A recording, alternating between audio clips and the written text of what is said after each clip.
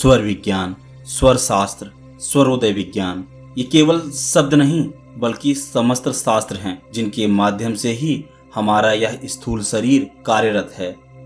परमपिता परमात्मा ने मनुष्य के जन्म के समय से ही देह के साथ एक ऐसा आश्चर्यजनक उपाय रच दिया है जिसे जान लेने पर सांसारिक, वैश्विक और किसी भी प्रकार का दुख नहीं होता। व्यक्ति इन सभी दुखों से मुक्त हो जाता है। परंतु आज के आधुनिक समय में हमने इन धर्म ग्रंथों को नकार दिया है। इनके ज्ञान से हम अनभिज्ञ हैं, जिसके कारण हम इस अपूर्व कौशल को नहीं जानते। यही मेन कारण है जिसकी वजह से हम हर क्षेत्र में असफल हो जाते हैं और हमारी सभी आशाएं भंग हो जाती हैं। दोस्तों, स्वर को जान लेने से हम जीवन में अपूर्व बदलाव ला सकते हैं, हर कार्य को अपने अनुसार बदल सकते हैं। यह सभी चीजें जिस शास्त्र में लिखी गई हैं उसे स्वरोदय शास्त्र कहते हैं। यह स्वर शास्त्र बहुत ही दुर्लभ है और न केवल यह स्वर शास्त्र दुर्लभ है बल्कि जिन लोगों को इसका ज्ञान है ऐसे गुरुओं का भी बहुत अभाव है। स्वर शास्त्र प्रत्यक्ष फल देने वाला है। इसका मैंने खुद अपने ऊपर प्रयोग किया है। इसलिए मैं चाहता हूँ कि कोई भी साधक इस ज्ञान से वंचित न रह जाए। वह इसका प्रयोग अपने जीवन पर करे और अपने जीवन में अद्वितीय बदलाव लाए। मैंने जब इस प्रयोग को करना प्रारंभ किया तो मुझे पद पद पर इसका प्रत्यक्ष फल देखकर बड़ा ही आश्चर्यचकित होना पड़ा। परंतु इस समग्र स्वर शास्त्र को ठीक ठीक लिपिबद्ध करना बिल्कुल असंभव है। यानी एक ही वीडियो में इसका समस्त ज्ञान नहीं बटोरा जा सकता। इसके लिए न केवल आपको ये वीडियो पूरा देखना होगा बल्कि आने वाली वीडियोस पर भी आपको पूरा फोकस करना होगा। और केवल वीडियोस को देख लेने से आप इसके फल को नहीं भोग सकते। आपको इसके अभ्यास को भी करना होगा, तभी आप जो चाहते हैं वह कर पाएंगे। दोस्तों, स्वर शास्त्र को सीखने के लिए श्वास प्रश्वास की गति के संबंध में ज्ञान प्राप्त करना भी बहुत आवश्यक है। श्वास प्रश्वास को अच्छे से समझने के लिए इस श्लोक को एक बार समझ लेते हैं। काया नगर मध्य तू मारुतः क्षितिपालकः, अर्थात देह रूपी नगर में वायु राजा के समान है। प्राणवायु निश्वास और प्रश्वास इन दो नामों से पुकारी जाती है। वायु ग्रहण करने का नाम निश्वास और वायु के परित्याग करने का नाम प्रश्वास है। जीव के जन्म से मृत्यु के अंतिम क्षण तक निरंतर यह श्वास प्रश्वास की क्रिया चलती रहती है और यह निश्वास नासिका के दोनों छेदों से एक ही समय एक साथ समान रूप से नहीं चलती। कभी यह बाएं नथुने से तो कभी दाहिने नथुने से चलती है।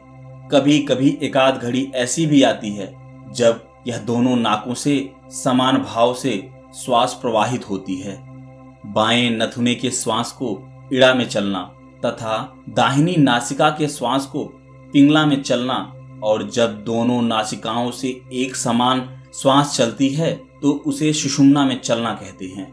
एक नाक के नथुने को दबाकर दूसरे के द्वारा श्वास को बाहर निकालने पर यह साफ मालूम हो जाता है कि एक नासिका से सरलता पूर्वक श्वास प्रवाह चल रहा है और दूसरी नासिका मानो पूर्णतः बंद है, अर्थात उससे दूसरी नासिका की तरह सरलता पूर्वक श्वास बाहर नहीं निकलता। जिस नासिका से सरलता पूर्वक श्वास बाहर निकलता हो उस समय उसी नासिका का श्वास कहना चाहिए। अर्थात जब हमारी बाईं श्वास बिना रुकावट के चल रही हो तब हम कह सकते हैं कि हमारी इड़ा नाड़ी चल रही है। अब साधकों के समक्ष सबसे बड़ी परेशानी यही है कि वो कैसे जाने कि उनकी कौन सी नासिका चल रही है। दोस्तों, किस नासिका से श्वास बाहर निकल रहा है यह जानने के लिए आप अपने हाथों की उंगलियों को नासिका के पास लाइए। नासिका के पास आने पर जब आप श्वास छोड़ रहे हैं तब आपको जिस तरफ हवा का प्रवाह ज्यादा महसूस हो रहा है तो समझिए आपकी वही नासिका चल रही है। जब आपको इसका अभ्यास हो जाएगा तब आप बहुत आसानी से मालूम कर लेंगे कि कौन सी नासिका चल रही है। वैसे प्रतिदिन प्रातःकाल सूर्योदय के समय से 2.5 घड़ी के हिसाब से एक एक नासिका से श्वास चलती है। इस प्रकार रात दिन में 12 बार बाईं और 12 बार दाहिनी नासिका से क्रमानुसार श्वास चलता है। किस दिन किस नासिका से पहले श्वास क्रिया होती है, इसका एक निर्दिष्ट नियम है जो इस श्लोक में बताया गया है। आदौ चंद्रः सिते पक्षे भास्करस्तु सिते तरे प्रतिपत्तो दिनान्यहुस्त्रीणि त्रीणि क्रमोदये।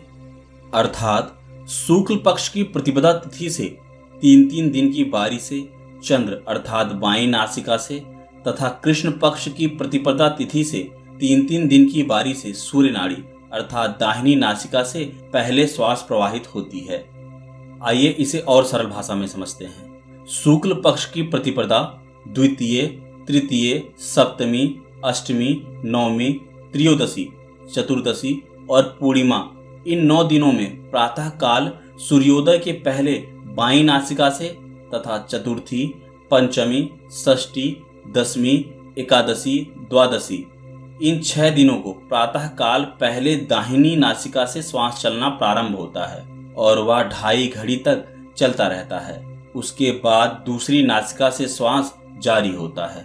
इसी प्रकार कृष्ण पक्ष की प्रतिपदा द्वितीय, तृतीय, सप्तमी, अष्टमी, नवमी, त्रयोदशी, चतुर्दशी और अमावस्या, इन 9 दिनों में सूर्योदय के समय पहले दाहिनी नासिका से तथा चतुर्थी, पंचमी, षष्ठी, दशमी, एकादशी, द्वादशी, इन 6 दिनों में सूर्य के उदय काल में पहले बाईं नासिका से श्वास प्रारंभ होता है और 2.5 घड़ी के बाद दूसरी नासिका से चलना प्रारंभ हो जाता है।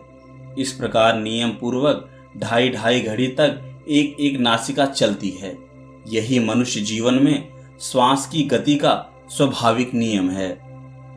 दोस्तों, प्रतिदिन रात की 60 घड़ियों में 2.5 घड़ी के हिसाब से एक नासिका से निर्दिष्ट क्रम से श्वास चलने के समय क्रमशः पंच तत्वों का उदय होता है। इस श्वास प्रश्वास की गति को समझकर कार्य करने पर शरीर स्वस्थ रहता है और मनुष्य दीर्घजीवी होता है। इसके फलस्वरूप सांसारिक वैश्विक सब कार्यों में उसे सफलता मिलने के साथ सुखपूर्वक सांसारिक यात्रा पूरी होती है। तो दोस्तों, जब हम यह जान गए हैं कि किस समय हमारी कौन सी नासिका चल रही है, तो हमें उसके अनुसार ही अपने कार्यों को करना चाहिए, जिससे हमें मन चाहे फल मिल सकते हैं। जब आपकी बाईं नासिका चल रही हो अर्थात इड़ा नाड़ी चल रही हो, तो आपको कौन से कार्य करने चाहिए? जिस समय इड़ा नाड़ी से अर्थात बाईं नासिका से स्वर चलता हो, उस समय स्थिर कर्मों को करना चाहिए, जैसे दूर की यात्रा करना, किसी आश्रम में प्रवेश करना, राज मंदिर तथा किसी महल में प्रवेश करना या किसी द्रव्य का ग्रहण करना। और यदि आप किसी तालाब, कुआं और जलाशय या किसी देव स्तंभ की प्रतिष्ठा करना चाहते हैं, तो जब आपकी यह बाईं नासिका चल रही हो, तब आपको ऐसा करना चाहिए। इसी समय यात्रा, दान, विवाह, नया कपड़ा पहनना चाहिए। शांति कर्म, पौष्टिक कर्म, रसायन कार्य, प्रभु दर्शन, मित्रता स्थापन एवं बाहर जाना आदि शुभ कार्य करने चाहिए। बाईं नाक से श्वास चलने के समय शुभ कार्य करने पर उन सब कार्यों में सिद्धि मिलती है, क्योंकि हमारी यह बाईं नासिका यानी हमारी इड़ा नाड़ी चंद्र का प्रतिनिधित्व करती है और यह चंद्र शीतलता का प्रतीक है। तो आप किसी नए कार्य को करने जा रहे हैं, तो आप इस कार्य को तभी करें जब आपका मन शीतल हो, अर्थात आपकी इड़ा नाड़ी चल रही हो। जब आपकी दाहिनी नासिका चल रही हो, तब आपको कौन से कार्य करने चाहिए?